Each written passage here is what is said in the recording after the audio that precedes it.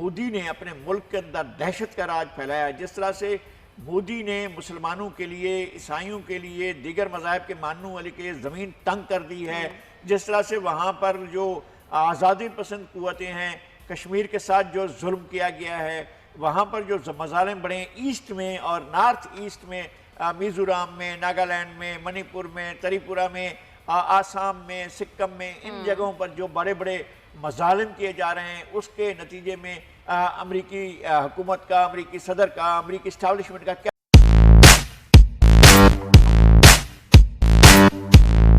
اب صدر ہیں جو بائیڈن، ان سے تارکین وطن کو بہت ساری امیدیں وابستہ ہیں، اور انہوں نے آتے ہی ووٹرز کا شکریہ بھی ادا کیا اور کہا کہ ملک میں حقیقی تبدیلی کا جو عزم ہے اس کا انہوں نے اظہار کیا۔ لغاری صاحب، آپ کو کیا لگتا ہے جو بائیڈن تو آ گئے ہیں، کیا واقعی امریکہ میں کوئی تبدیلی آنے کی کوئی توقع ہے، اور جو تارکین وطن نے ان سے امیدیں لگائی ہیں وہ ان امیدوں پر پورا اتریں گے آپ کے خیال میں؟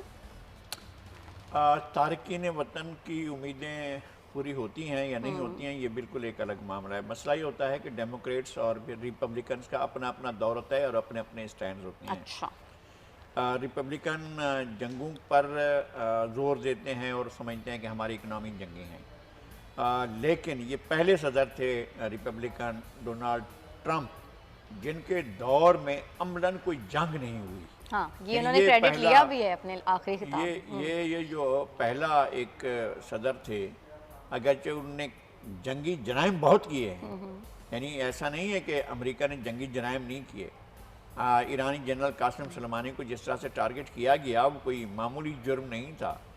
اچھا، اس کے بعد لیکن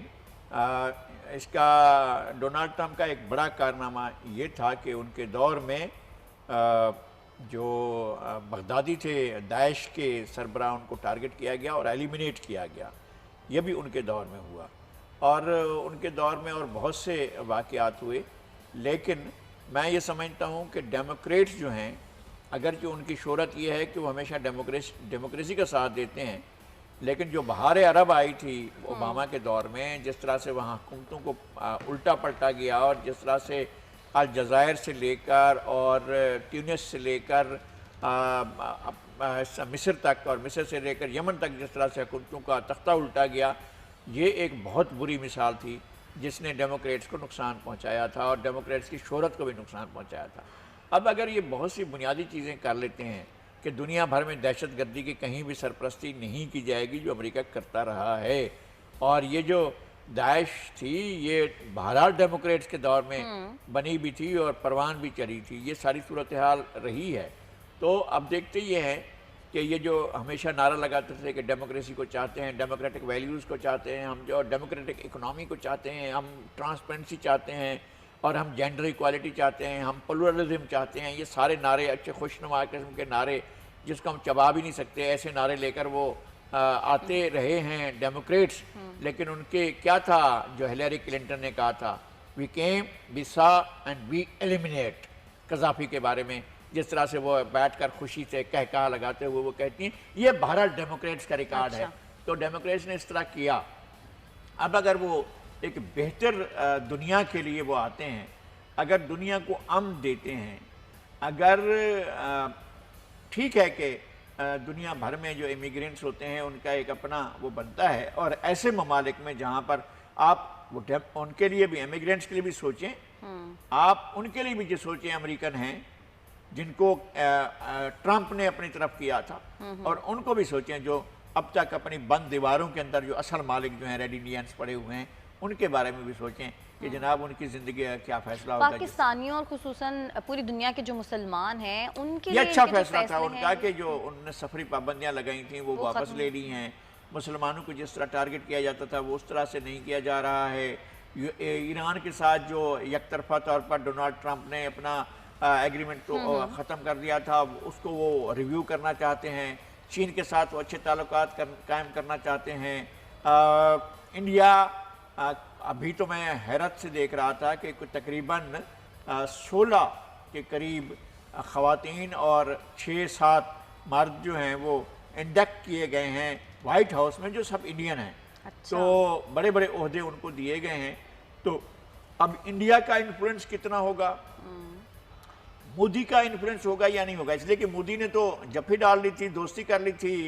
ٹرمپ کے ساتھ، اور ٹرمپ کی کمپین کرنے کے لیے اس کو بڑے فائدے بھی دیے تھے، اور ٹرمپ نے اس کی کمپین کی تھی. تو اب یہ شفٹ جو ہے اس کے نتیجے میں امریکہ کا بطور ایک ریاست، جس طرح سے یہ مودی نے اپنے ملک کے اندر دہشت کا راج پھیلایا، جس طرح سے مودی نے مسلمانوں کے لیے، عیسائیوں کے لیے، دیگر مذاہب کے ماننے والے کے لیے زمین تنگ کر دی ہے، جس طرح سے وہاں پر جو آزادی پسند قوتیں ہیں، کشمیر کے ساتھ جو ظلم کیا گیا ہے، وہاں پر جو مظالم بڑے ہیں ایسٹ میں اور نارتھ ایسٹ میں،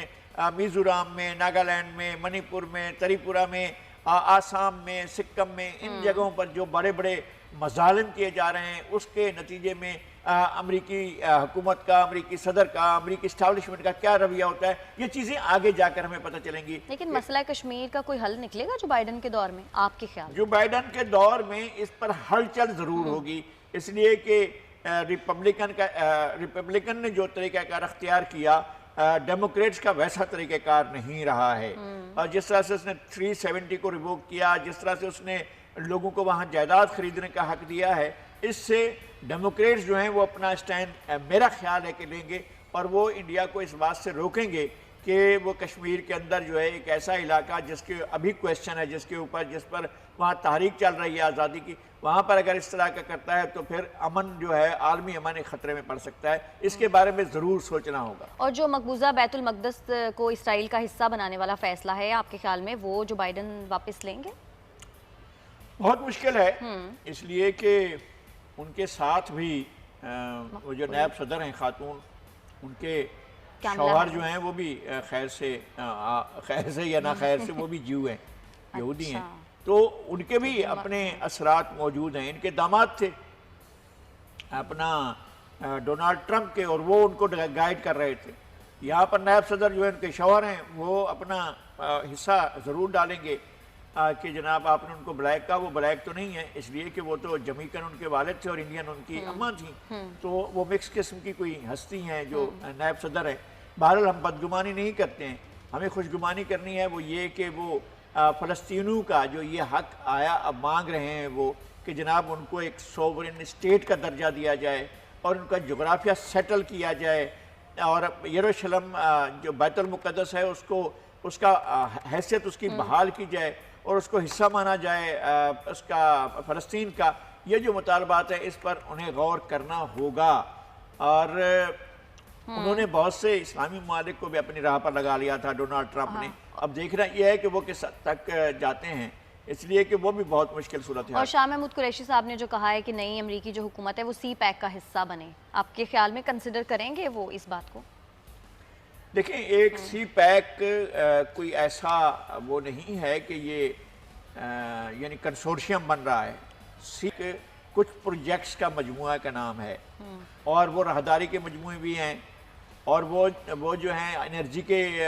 وہ بھی ہیں، ٹرانسپورٹ کے بھی ہیں. اب اس میں آ کر وہ حصہ بننے کا ان کا کیا مطلب ہے؟ اچھا، اس کا مطلب یہ ہے کہ جس نے آپ کے ساتھ شروع کیا تھا، آپ ان کو یہ میسج دے رہے ہیں، یعنی چینی صدر آپ شی جن پینگ کو یہ میسج دے رہے ہیں کہ بھائی آپ اکیلے نہیں ہیں، ہم تو امریکہ کی طرف بھی دیکھ رہے ہیں. تو ہمیں اس طرح نہیں کرنا چاہیے. پاکستان میں بہت سی ایسی پروجیکٹس ہیں جو چین کی مدد سے، امریکہ کو ایک پروجیکٹ بتائے ٹھیک ہے، جس میں ان کا